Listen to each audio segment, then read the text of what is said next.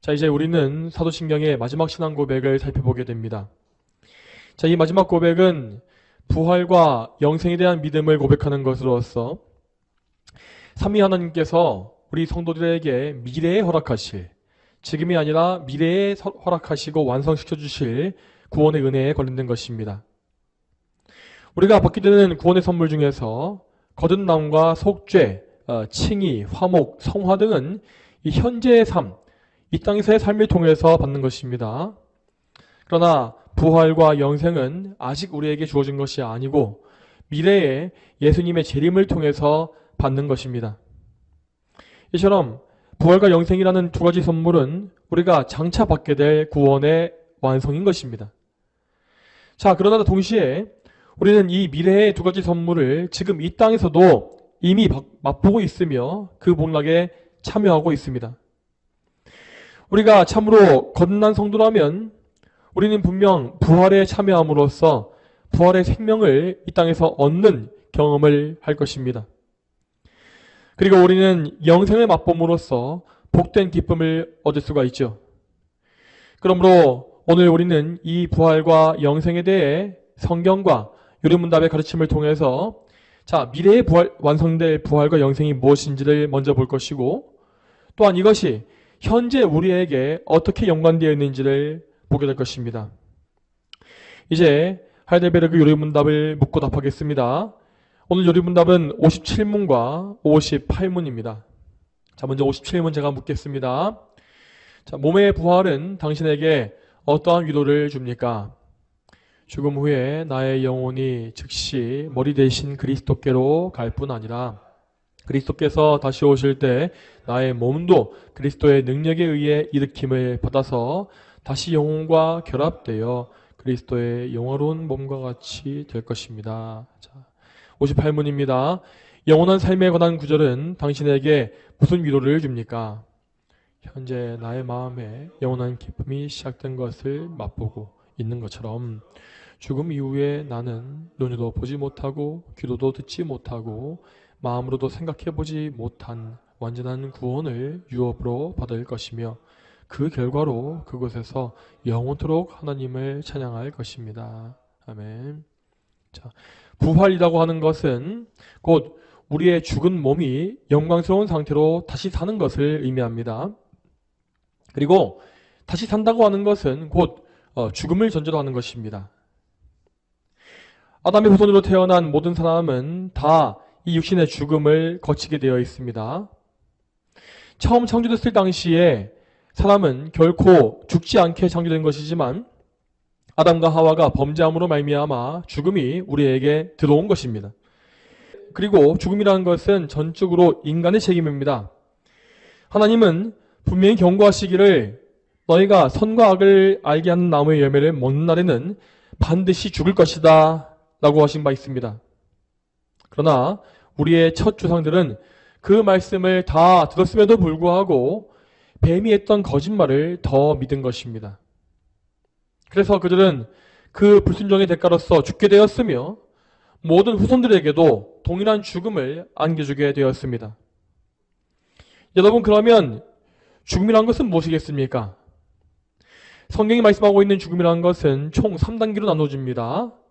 자, 그것은 첫 번째 죄로 인한 영적 죽음이고, 그리고 두 번째 몸의 죽음이고, 세 번째 영원한 멸망, 사망입니다. 이 중에서 지금 우리가 부활과 관련돼서 다루어야 할 것은 몸의 죽음입니다.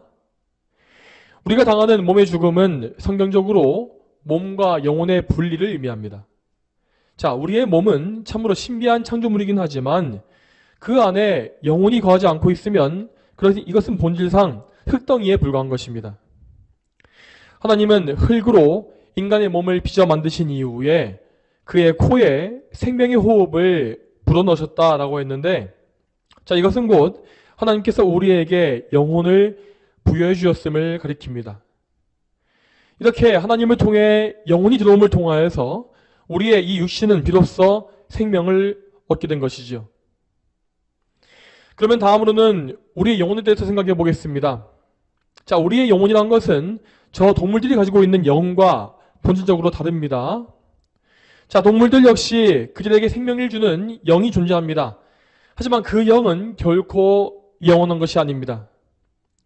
동물의 영은 동물의 죽음과 함께 영원히 소멸해버리죠. 그러나 하나님은 인간의 영혼이 절대 없어지지 않고 불멸하도록 창조하셨습니다. 그러면 죽음 이후에 우리의 몸과 영혼은 각각 어떻게 되겠습니까? 먼저 몸은 영혼과 분리된 직후에 썩기 시작해서 원래의 재료였던 흙으로 돌아갑니다. 이와 반대로 영혼은 죽더라도 소멸하지 않습니다. 그리고 모든 사람의 영혼은 하나님께서 미리 정해놓으신 장소로 각각 가게 됩니다. 자, 이에 대해서 우리는 인간의 영혼이 들어가게 되는 중간 상태에 대해서 알아야 합니다. 이 중간 상태라고 하는 것은 예수님의 재림 이후에 들어가는 천국이나 지옥과는 다른 장소입니다. 먼저 신자의 영혼은 죽은 이후에 낙원에 가게 된다고 하였습니다. 그리고 불신자의 영혼은 스올 혹은 하데스라고 부르는 고통의 장소로 가게 되어 있다고 하였습니다. 다시 말씀드리자면 이 중간 상태는 인간의 몸은 들어가지 않고 오직 영혼만이 들어가는 장소입니다. 모든 사람의 영혼은 각각 낙원 혹은 하데스에서 몸의 부활과 최후의 심판을 기다리는 것이죠. 자, 그러면 계속 이어서 우리 성도들의 중간 상태에 대해서 좀 더 생각해 보겠습니다. 오늘 요리문답은 성도가 죽은 이후에 그 영혼이 즉시 머리이신 그리스도께로 간다라고 가르치고 있습니다. 이 말처럼 그리스도께서 성도들의 머리이다라고 하는 것은 곧 그리스도와 성도들 간에 맺어진 연합의 관계를 가리킵니다. 우리 성도들은 믿음으로 구원받을 때에 성령을 통하여서 그리스도와 연합되어지며 그 연합의 관계는 영원히 끊어지지 않습니다. 그래서 성도들의 영혼은 죽은 이후에도 계속해서 그리스도에게 연합되어 있으므로 그분께로 가는 것입니다. 자, 여러분, 우리는 이 그리스도와 함께하는 낙원에서의 상태에 대해서 정확히 알아야 합니다. 우리는 낙원에서 절대 어떤 꿈과 같이, 환상과 같이 몽롱하거나 흐릿한 상태에서 사는 것이 아닙니다. 자, 비록 그때 우리는 이 몸을 가지지 못한 상태에서 살겠지만 그래도 또렷한 의식을 가지고서 모든 것을 명확히 느끼며 생각하고 말할 수가 있습니다. 여러분, 지금 우리가 이렇게 몸을 가지고 있는 동안에도 우리의 의식이라고 하는 것은 몸이 아니라 영혼에 속해 있는 영역입니다. 그러므로 우리는 영혼을 가지고 낙원에서 사는 동안에도 지금과 똑같은 의식을 가지고서 그리스도와 함께하는 그런 즐거움과 안식을 실제로 누릴 것입니다. 여러분, 또한 성경은 이 낙원이 정말로 좋은 것이라고 말씀하고 있습니다. 먼저 누가복음을 보게 되면 부자와 나사로 이야기가 나오는 것을 볼 수 있죠.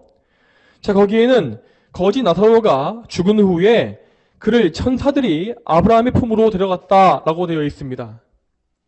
자, 이와 같이 하나님은 이 거룩한 천사들을 성도들을 섬기기 위한 사역자로 쓰고 계십니다. 우리는 그래서 이 죽음의 요단강을 건넌 직후에 거룩한 천사들의 수종을 받는 것입니다. 우리는 죽었다고 해서 결코 길을 잃고 방황할 일이 없고 또 당황하거나 무서워할 일도 없습니다. 하나님의 종인 천사들은 우리의 영혼을 안전하게 이끌어서 낙원까지 확실하게 인도해 줄 것입니다. 자, 그리고 나사로는 아브라함의 품에 안겨 있다고 하였습니다. 예수님께서 여기에서 아브라함이라는 이름을 언급하신 이유가 무엇일까요? 자, 그것은 아브라함이 모든 구원받은 백성의 대표자와 같은 인물이기 때문입니다. 실제로 성경은 아브라함을 모든 믿는 자의 조상이라고 칭하고 있습니다. 따라서 나사로가 아브라함과 함께 있었다라고 하는 이 말은 그가 낙원에 있다고 하는 것을 확실히 증거하는 말씀이 되는 것이죠. 여러분, 이와 같이 우리 성도들은 낙원에서 아브라함을 비롯한 모든 믿음의 조상들과 함께할 것입니다. 낙원에는 이미 이 땅에서의 싸움을 마치고 승리한 성도들이 다 모여 있으며 그들은 한 몸을 이루어서 승리한 교회를 이루고 있습니다. 그 승리한 교회에는 이 지상의 교회와 같은 여러 흠결이 전혀 없고 그 교회 안에는 완전한 예배와 교제가 있을 것입니다. 우리는 그 낙원에서 그 성도들과 함께 정말로 영화로운 삶을 계속 누리는 것입니다. 여러분, 그러나 무엇보다 낙원이 좋은 이유는 그곳에 그리스도께서 계시기 때문이라고 했습니다. 자, 누가복음 23장 43절에서 예수님은 회개한 강도에게 이렇게 말씀하신 바 있습니다. 자, 누가복음 23장 43절 말씀을 같이 한번 보겠습니다. 내가 진정으로 내게 말하니 내가 오늘 나와 함께 낙원에 있을 것이다. 아멘. 자, 또한 다음으로 빌립보서 1장 23절 말씀도 한번 보겠습니다. 빌립보서 1장 23절 말씀. 내가 둘 사이에 끼어 있다. 내가 떠나서 그리스도와 함께 있을 욕망을 갖는 것이 훨씬 더 좋지만. 아멘. 자, 이 말씀과 같이 성경은 분명히 우리가 죽음 후에 들어갈 낙원을 그리스도와 함께 있는 곳이라고 말씀합니다. 자, 우리가 참된 성도라고 한다면 이 참된 성도는 이 사실을 너무나 기뻐하고 가슴 벅차게 느낄 것입니다. 물론 우리는 낙원에 있는 동안 우리의 영혼만 있는 것이기 때문에 예수 그리스도를 육적으로 만나는 것은 아닙니다. 하지만 우리는 낙원에서 그리스도와 영적으로 함께하면서 그분과 교제와 동행의 기쁨을 누릴 수가 있습니다. 그뿐만 아니라 우리는 낙원에서 성부, 성자, 성령, 삼위일체 하나님과 모두 영적으로 함께합니다. 자, 따라서 참된 성도들은 삼위 하나님과 온전히 교제하고 싶다고 하는 그 열망으로 인하여서 이 낙원을 사모하는 것입니다. 여러분, 이처럼 성경은 이 낙원의 존재를 실제로 가르칩니다. 따라서 이 성경의 가르침을 부정하는 모든 사상들은 철저히 배격되어야 합니다. 예를 들어서 제7일 안식교에서는 영혼 수면설이라고 하는 것을 주장합니다. 이것은 영혼이 죽은 이후에 이 땅에 머물면서 긴 잠에 들어간다는 교리입니다. 그러나 앞에서 보았듯이 신자의 영혼은 분명 죽은 이후에 이 땅에 머물지 아니하고 낙원에 곧바로 들어갑니다. 영혼이 긴 잠에 빠진다고 하는 이 교리는 예수님과 사도 바울의 공통된 가르침을 부정하는 이단 사설에 불과합니다. 또한 로마 카톨릭의 연옥설 역시 잘못된 중간 상태를 말하고 있는 것입니다. 천주교는 신자의 영혼이 죽어서 연옥에 들어가서 그들에게 남아있는 죄값을 치러야 한다고 주장합니다. 그러나 제가 항상 말씀드리는 것이지만 천주교는 그리스도의 의료만 받는 구원을 믿지 않기 때문에 이 연옥과 같은 거짓 교리를 말하고 있는 것입니다. 자, 신자의 영혼이 죽은 후에 연옥에 들어가서 고통받는다는 것은 그리스도의 온전한 공로를 무시하는 최악의 거짓 교리라고 할 수 있겠습니다. 그러면 다음으로는 우리 육신, 영혼이 아니라 육신의 중간 상태에 대해서 생각해 보겠습니다. 자, 성도의 육신은 죽은 이후에 부패해서 흙으로 돌아간다고 했습니다.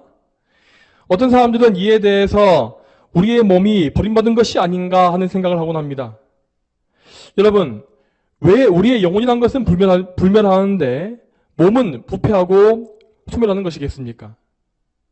우리의 몸이 그리스도와 연합하지 않았기 때문에 그런 것이겠습니까? 그렇지 않습니다.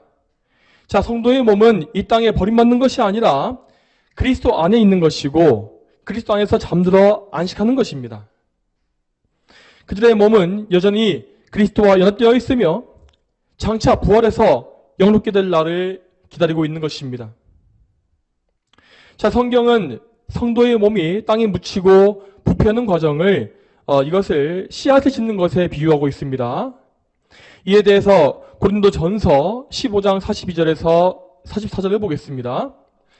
죽은 자들의 부활도 이와 같으니 멸망할 것으로 심고 멸망하지 않을 것으로 살아나며 욕된 것으로 심고 영광스러운 것으로 살아나며 약한 것으로 심고 능력 있는 것으로 다시 살아나며 육의 몸으로 심고 영적인 몸으로 살아난다. 육의 몸이 있으면 영적인 몸도 역시 존재하는 것이다. 아멘. 자, 이 말씀과 같이 우리는 하나님의 능력으로 말미암아 옛 몸, 옛 육신의 연약함을 모두 벗어버릴 것입니다. 우리는 장차 육적이고 약하며 욕된 우리의 몸 대신에 영적이며 능력 있고 영광스러운 새 몸을 입을 것입니다. 만일 우리의 이 죽은 이 몸이 흙으로 다 돌아가 버리고 그 흔적도 찾을 수 없게 된다 할지라도 그것은 하나님께 전혀 상관이 없습니다. 그리스도께서는 당신의 전능한 능력으로 말미암아서 우리의 몸을 회복하실 것이며 이전과 비교할 수가 없는 영화로운 상태로 우리를 이끌어 가실 것입니다. 그리고 이 영광스러운 부활은 그리스도께서 재림하시는 날 순식간에 일어난다고 하였습니다. 그 재림의 날에는 온 세상 사람들이 다 들을 수가 있는 큰 호령과 천사장의 소리 그리고 하나님의 나팔 소리가 있을 것이라 하였습니다. 그리고 이 모든 소리와 함께 우리 주님은 영광스러운 모습으로 다시 오실 것이고 그분의 능력으로 모든 성도들의 죽은 몸을 부활시키시는 것입니다. 이 날에 성도들의 영혼은 잠시 낙원에서 내려와서 다시 그들의 몸에 결합할 것이며 이로써 다시금 몸과 영혼을 모두 갖춘 완전한 전인격을 갖추는 것입니다. 자, 여러분, 이 부활의 사건에서 이 부활의 날에 가장 복되고 영광스러운 점은 우리가 그때에 우리 주님을 계신 그대로 뵙는다는 것입니다. 이에 대해서는 오늘 이 설교의 본문인 요한일서 3장 2절 말씀이 잘 말해주고 있습니다. 이 말씀 제가 읽겠습니다. 사랑하는 자들아, 이제 우리는 하나님의 자녀이다. 우리가 어떻게 될 것인지는 아직 나타나지 않았으나 그분께서 나타나시면 우리도 그분과 같이 될 것을 알고 있으니 이는 우리가 그분을 계신 그대로 볼 것이기 때문이다 하였습니다. 자, 이 요한일서의 말씀은 부활의 날에 우리가 누릴 영광을 정확히 계시해 줍니다. 우리가 장차 입게 될 그 부활의 몸이란 것은 우리 예수님께서 지금 가지신 그 부활의 몸과 완전히 똑같은 것입니다. 이에 대해서 사도 요한은 우리가 그분과 같이 된다라고 선포했습니다. 참으로 우리는 예수님께서 가지신 완전한 인성을 그대로 소유할 것입니다. 우리는 장차 완전히 성화되어진 몸과 성화된 영혼을 가질 것이고 또한 예수님의 아름다운 성품을 그대로 닮을 것입니다. 그리고 우리는 그 거룩하고 아무 거리낌이 없는 그런 상태에서 우리 예수님을 계신 그대로 맞대어 본다고 하였습니다. 자, 이것은 앞에서 말했던 낙원에서의 상태와 완전히 다릅니다.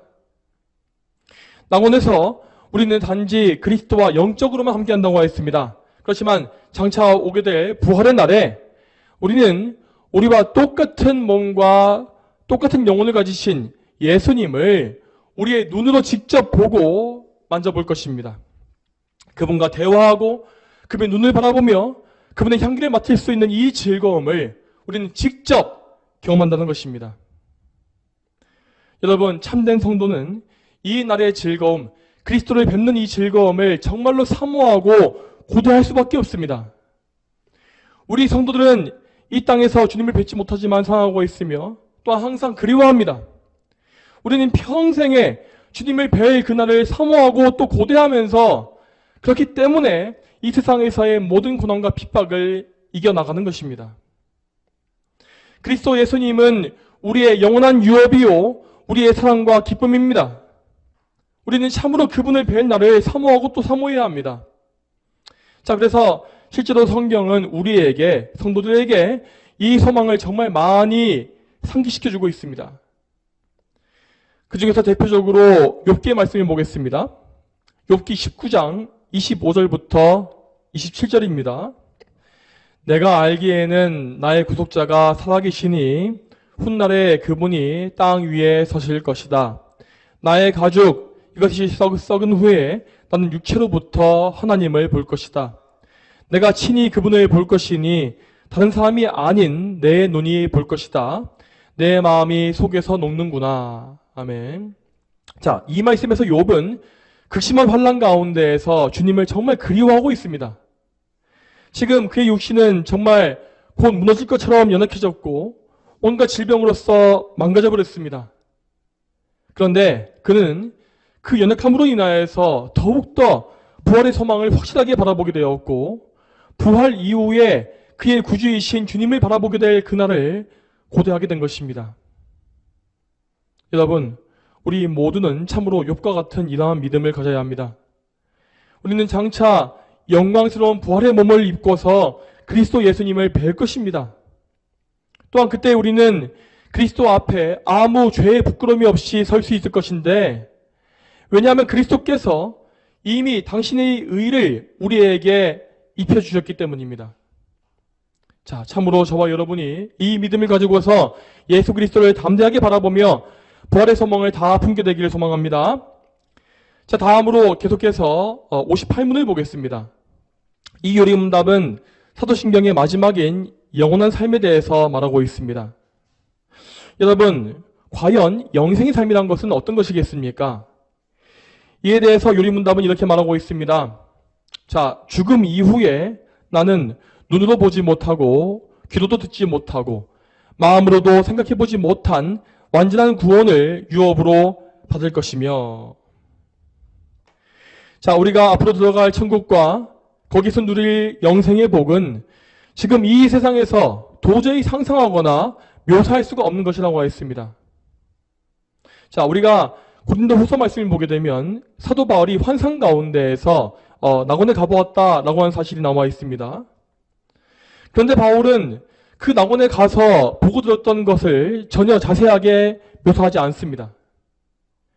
그 말씀에서 그는 마치 이 타인의 이야기를 하는 것처럼 3인칭 주어를 사용하면서, 자, 바울을 내가 아니라, 자, 그가 말로 표현할 수 없는 것들 말을 들었는데 곧 사람이 감히 말해서는 안 되는 것들이다 라고 짧게 말하고 많은 것을 볼 수 있습니다. 자, 이 말과 같이 천국의 모든 것, 곧 낙원의 모든 것은 지금 우리의 언어로서 도저히 표현할 수가 없을 만큼 영광스럽고 거룩하며 놀랍고 복된 것입니다. 만일 천국을 우리 인간의 누추한 언어로 표현할 수가 있다고 한다면 그것은 더 이상 천국이라고 할 수 없겠죠. 여러분, 그러므로 우리는 천국을 알기 위해서 어떤 환상에 대한 이야기나 간증을 들을 필요가 없습니다. 자, 왜냐하면 하나님은 이미 바울 사도를 통하여서 모든 천국 간증의 허위성을 폭로하셨기 때문입니다. 바울의 말과 같이 천국은 감히 간증의 말로서 표현할 수 있는 것이 아니며, 우리는 단지 하나님의 거룩한 말씀을 통해서만 그것을 미리 알고 짐작할 수 있고 그것으로 족합니다. 여러분, 그러면 다음으로 우리는 천국에서 어떤 복락에 참여하는 것이겠습니까? 먼저 우리는 삼일체 하나님을 온전히 아는 복락을 누릴 것입니다. 자, 이에 대해서 고린도전서 13장 12절 말씀을 같이 보겠습니다. 지금은 우리가 거울을 통하여 희미하게 보지만 그때에는 얼굴과 얼굴을 마주대하여 볼 것이다. 지금은 내가 부분적으로 알고 있지만 그때에는 주께서 나를 아신 것과 같이 내가 온전히 알게 될 것이다. 아멘. 자, 여러분, 이 말씀에서 바울은 우리가 장차 천국에서 우리 주님을 온전히 알 것이라고 말하고 있습니다. 우리는 이 온전한 지식이란 것이 무엇인지를 알아야 합니다. 자, 하나님께서는 무한하시고 영원하신 분이기 때문에 우리는 천국에 갈지라도 그분의 모든 것을 다 아는 것은 아닙니다. 그러나 우리는 하나님께서 우리에게 정해놓으신 인간의 한계 내에서, 그 한계 내에서는 정말로 완전하게 그분을 압니다. 이 지식에는 결코 어떤 죄악된 흠결이나 오류가 없습니다. 또한 우리는 그분을 오해하거나 왜곡할 수 있는 모든 위험에서도 완전히 벗어납니다. 우리는 이 풍성한 지식으로 인하여서 하나님을 참으로 기쁘게 예배하며 영광을 돌릴 수가 있을 것입니다. 여러분, 그리고 이 지식이라는 것은요, 이것은 단지 어떤 지식, 그러니까 신학과 교리의 지식만을 말하는 것이 아닙니다. 그때 우리는 그분을 인격적으로도 온전히 알 것입니다. 그리고 그 교제 가운데에서 그분을 가장 깊이 사랑할 수가 있습니다. 이 인격적인 지식이란 것은 곧 하나님과의 관계 속에서 그분이 누구신지를 실제로 아는 것입니다. 여러분, 이 땅에서 우리는 아무리 힘쓰고 애쓰더라도 하나님을 충분히 알아갈 수가 없습니다. 왜냐하면 지금 우리에게는 하나님과의 교제를 방해하는 방해물이 너무나 많기 때문입니다. 우리 속에 남아있는 죄성과 이 세상의 모든 악한 원수들은 항상 우리를 하나님께로부터 멀리 떨어지게 만듭니다. 그러나 저 천국에서 우리는 그 어떤 방해물도 없이 방해받지 않고 하나님을 즐거워하며 그분과 친밀하게 교제할 수 있습니다. 여러분, 그리고 더욱 놀라운 사실은 우리의 지식이란 것이 천국에서도 계속 영원히 자라간다는 사실입니다. 물론 우리의 지식이란 것은 천국에 들어감과 동시에 완전할 것이라고 하지 않았습니까? 하지만 이 완전함이라고 하는 것은 단지 흠이 없다는 말일 뿐 무한하게 자라갈 수 있는 여지가 남아있는 것입니다. 자, 여러분, 우리 하나님은 무한한 분이기 때문에 우리가 아무리 알고 또 알아도 우리는 그분을 알 수가 없습니다. 그렇기 때문에 천국에서의 무한한 그 영혼 속에서 우리는 그분을 계속해서 알아가며 더 깊이 알아가며 무한한 지식을 계속해서 쌓을 수 있는 것입니다. 여러분, 그러므로 우리는 천국에서 하나님과의 교제 가운데에서 영원히 풍성한 지식이 자라가는 놀라운 경험을 다 할 수가 있을 것입니다. 다음으로 우리가 천국에서 누릴 본것 중에는 영원한 예배와 찬송도 있습니다. 이에 대해서는 요한계시록에 가장 많은 말씀들이 나와 있는 것을 볼 수 있습니다. 그 중에서 대표적인 구절은 계시록 14장 1절부터 3절까지 나와 있습니다. 또 내가 보니 보아라, 어린 양께서 시온산에 서시고 그분과 함께 14만 4천 명이 섰는데 그들의 이마에 어린 양의 이름과 그분의 아버지의 이름이 기록되어 있었다. 또 내가 하늘로부터 많은 물소리가 왔고 큰 우레소리와 같은 소리를 들었는데 내가 들은 그 소리는 검은고 타는 자들의 검은고 소리 같았다. 그들이 보좌 앞과 네 생물과 장로들 앞에서 새 노래를 부르는데 땅에서 구속함을 받은 14만 4천 명 밖에는 그 노래를 배울 수 없었다. 아멘. 이 말씀에 나와 있는 이 14만 4천 명이라는 숫자는 어떤 정확한 숫자를 말하는 것이 아니라 이 성도 전체를 말하는 것입니다. 이 성도들은 하늘의 시온산에 서서 어린 양과 하나님 앞에 설 것인데 이는 곧 그들이 하나님을 예배하는 자리에 서 있음을 의미합니다. 그 하늘의 예배에서 우리 성도들은 우레소리와 같이 큰 소리로 하나님을 높일 것이고 오직 우리 성도들만이 배울 수가 있는 새 노래를 부른다고 했습니다. 여러분, 이 말씀은 천국에서 우리가 드릴 예배의 완전성을 의미합니다. 여러분, 지금 이 땅에서 우리 예배는 항상 정말 부족하고 연약하기 짝이 없습니다. 우리의 예배 준비는 언제나 미흡하고 또한 우리는 예배에서 온 마음을 다해 하나님을 사랑할 수가 없습니다. 우리의 마음은 자꾸만 다른 곳으로 흩어지고 졸음에 빠지는 경우도 있습니다. 또 설교자 역시도 때때로 말씀을 선포하는 것이 전혀 즐겁지가 않고 그래서 무미건조하고 냉랭하게 말씀을 전할 때가 있습니다.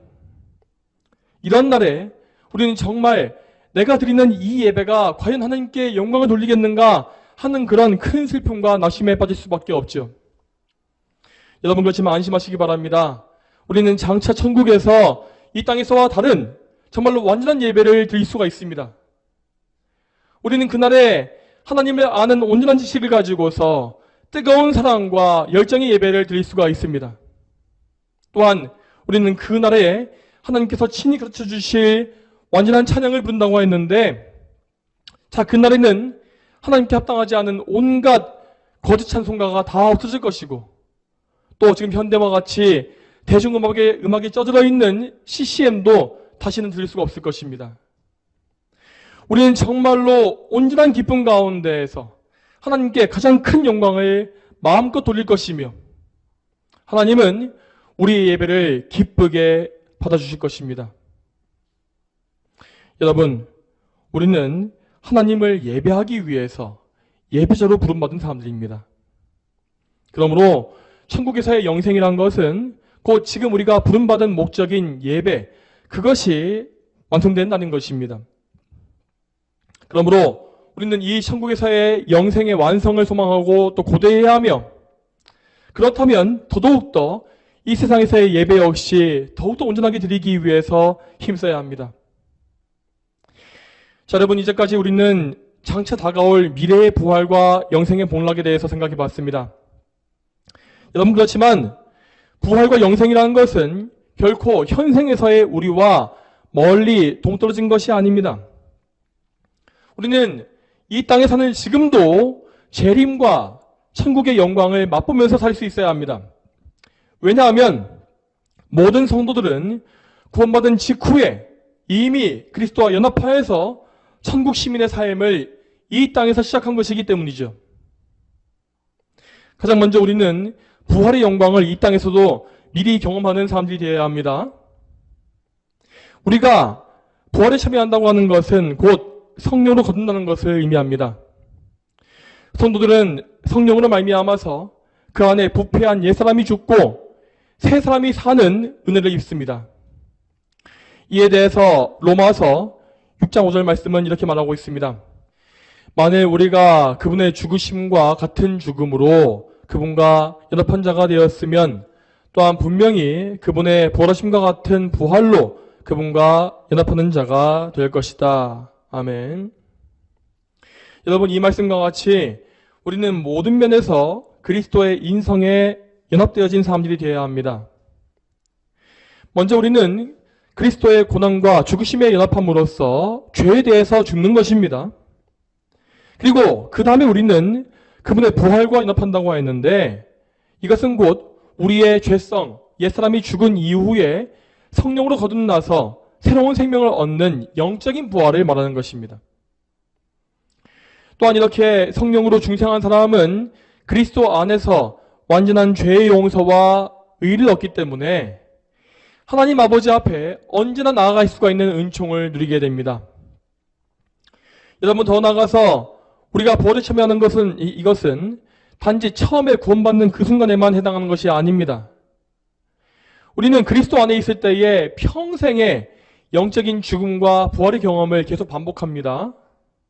자, 우리 예수님 말씀하시기를 누구든지 나를 따라오려거든 자기를 부인하고 날마다 자기 십자가를 지고 나를 따르도록 하여라 라고 하신 바 있습니다. 자, 이 말씀과 같이 그리스도인들은 날마다 자기의 육적 본성을 예수님의 십자가에 못 박아 죽이고 또한 예수님의 십자가를 기꺼이 지고서 예수님을 따라가야 합니다. 이러한 과정에는 분명히 많은 고난과 어려움이 있습니다. 그러나 우리 주님께서는 이 과정을 통하여서 우리 안에 남아있는 죄성, 모든 죄를 멸하시고 우리가 죄의 종로로 타지 아니하는 거룩한 새 사람으로 계속해서 태어나게 하시는 것입니다. 자, 이것은 곧 우리가 옛 사람을 죽이고 새 사람으로 사는 부활과 같은 것이죠. 자, 이와 같이 우리 그리스도인들은 그리스도 안에서 날마다 죽고 날마다 사는 사람들입니다. 이러한 삶을 통하여서 우리는 계속해서 거룩해져 가며 또한 우리가 그리스도의 부활에 연합되어 있음을 증거하는 것입니다. 자, 장차 재림의 날에 부활에 참여할 사람들은 모두 다 이 증거를 가지고 사는 사람들입니다. 이 성도들은 은혜로 말미암아 평생에 그리스도의 부활을 삶으로써 증거하는 것이며 또한 나중에 은혜로써 부활하여서 영생에 들어가는 것입니다. 자, 그러면 이제 마지막으로 우리가 이 땅에서 영생이 참여하는 것이 무엇인지를 생각해 보겠습니다.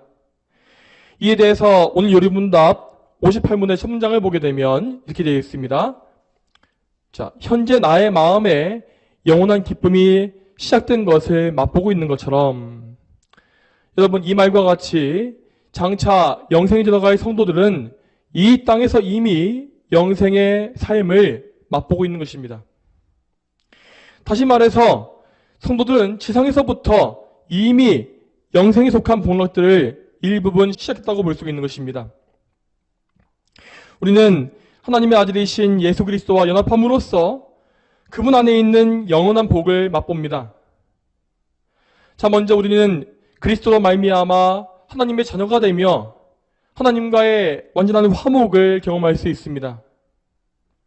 그리스도께서는 우리에게 당신의 의를 선물해 주심으로써 우리를 하나님 앞에 의로운 자가 되게 하십니다. 그렇기 때문에 우리는 이처럼 불완전한 삶을 살면서도 감히 거룩한 하나님 앞에 나아갈 수가 있는 것입니다. 그리스도와 말미암은 하나님과의 관계에는 더 이상 진노가 없고 형벌과 저주가 없습니다. 우리는 지금 하나님을 아버지로 모시게 되었으므로 아버지의 사랑과 긍휼을 한없이 받을 수 있는 복된 자녀가 다 된 것입니다. 이렇게 우리는 이 땅에서부터 하나님을 친밀한 아버지로 믿고 사랑하며 그분을 알아가는 사람들로 살아갑니다. 이것은 모두 우리가 영생 가운데에서 누릴 완전한 복락의 모형입니다. 그러므로 우리는 지금부터 우리 하나님과의 관계를 가장 귀하게 여기고 그분 앞에서 우리를 깨끗하게 하기 위해서 성령의 은혜와 예수님의 공로에 늘 의지하며 살아야 하는 것입니다. 또한 여러분, 우리는 이 세상에서부터 이 성도 간의 교제를 통하여서 천국에서의 깊은 교제를 맛보고 있습니다. 여러분, 영생이라는 것은 결코 나 혼자만 들어가는 것이 아닙니다. 하나님은 우리가 능히 셀 수가 없는 큰 무리를 구원하신 것이므로 천국에는 정말로 수많은 주의 자녀가 함께 사는 것입니다. 자, 지혜로우신 하나님은 그 천국에서의 교제가 이 땅에서 이미 시작되도록 우리에게 허락해 주셨습니다. 우리는 구원받은 즉시 천국의 시민권을 부여받으며 또한 이 교회 안에서 다른 천국의 시민들과 함께 교제하는 기쁨을 이미 누립니다. 여러분, 이 모든 천국 백성들에게 주신 우리 주님의 계명은 사랑의 계명이라고 하였습니다. 요한복음 13장 34절 말씀에서 예수님이 이렇게 말씀하신 바 있습니다. 자, 이 말씀 제가 읽겠습니다. 새 계명을 내가 너희에게 주니 서로 사랑하여라. 내가 너희를 사랑한 것과 같이 너희도 서로 사랑하여라. 여러분, 예수님은 이 사랑에 대한 계명을 요한복음 13장과 15장에서 여러 번 반복해서 말씀하십니다. 그분은 참으로 당신의 모든 백성을 사랑하셨고 그들 모두를 위해서 자신을 직접 내어주셨습니다. 이러한 그리스도의 희생으로 말미암아 모든 성도들은 그분의 몸 안에 하나로 연결되었으며 이제 서로 그 몸 안에서 사랑하는 관계에 들어간 것입니다. 물론 우리가 형제와 한 몸 안에 있다 할지라도 형제를 사랑하는 일은 때때로 나의 희생을 요구하고 또 나의 본성을 거스를 때가 많습니다. 그러나 우리는 우리의 몸의 머리가 되신 예수 그리스도로 말미암아 나를 부인하고 형제를 사랑하는 일에 항상 힘써야 합니다. 자, 참된 성도는 결코 이 사랑을 억지로 강제로 행하지 않을 것이며 마음에서 우러나오는 진실된 사랑으로서 할 수가 있을 것입니다.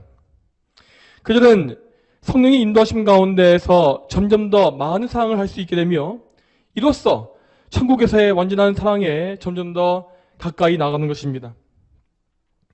성도 여러분, 오늘 우리는 부활과 영생에 대한 귀한 교리들을 살펴보았습니다. 이 말씀을 들으시는 모든 분들께서 예수 그리스도를 온전히 믿음으로써 장차 부활과 영생에 다 참여하게 되기를 바랍니다. 그리고 우리 모두가 그리스도와 함께한 사람들답게 이 땅에서부터 부활과 영생을 미리 맛보는 그런 거룩하고 복된 삶을 다 살게 되기를 축복합니다. 다 함께 기도하겠습니다. 하나님 아버지, 오늘도 이 귀한 요리문답과 하나님의 거룩한 말씀을 통하여서 우리가 부활과 영생을 맛보고 또 참여하는 것이 무엇인지를 보게 하심에 참으로 감사합니다. 하나님, 우리가 참으로 예수 그리스도를 온전히 믿어서 예수님의 의로 말미암아 또 예수님의 보혈로 말미암아 죄의 용서와 예수님의 의를 옷 입게 주시길 소망합니다. 이렇게 우리가 예수님과 연합함으로 말미암아서 예수님 안에 거하고 그래서 예수님과 함께 예수님의 죽으심과 부활에 연합되며 그리고 또한 우리가 장차 이 땅에서의 거룩한 삶을 다 산 이후에 저 천국에서 부활과 영생을 맛보고 또한 온전히 참여하는 그런 날을 누릴 수 있기를 소망합니다. 주여, 저희 모두를 인도해 주시고 또 이 말씀을 더 깊이 알아가게 하시며 우리가 경험적으로도 이 말씀을 더 깊이 알아서 참으로 우리가 평생에 부활과 영생을 증거하는 그러한 성도의 삶을 살게 하여 주시옵소서. 감사드리며 예수님의 이름으로 기도 올립니다. 아멘.